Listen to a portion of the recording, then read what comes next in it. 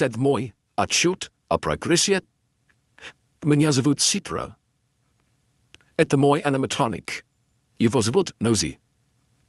Those are his hands right there.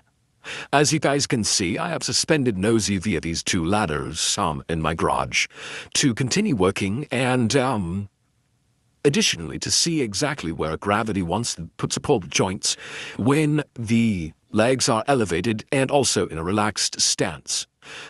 Because obviously Nosy won't be elevated when it's morphing and running around, so we need to make sure that everything lines up perfectly in a controlled environment before we can obviously let it out.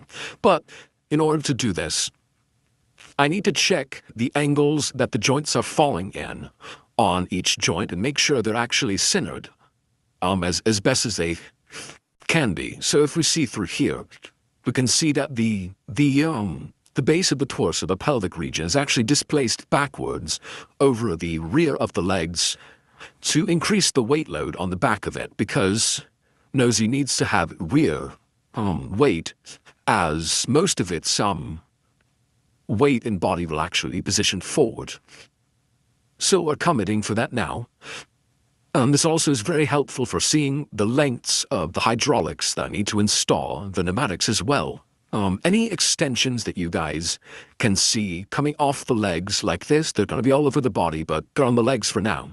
We'll have a corresponding hydraulic or piston line connecting them to, in this case, the base of the foot, in the calf's case, the rear of the ankle.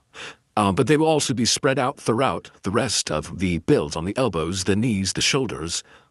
A whole lot of them actually will be mounted directly onto the pelvic box here and to work for a long time.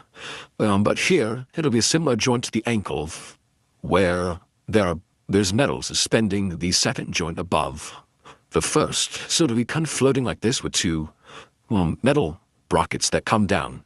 Extending from the top of the joint will be the continuation up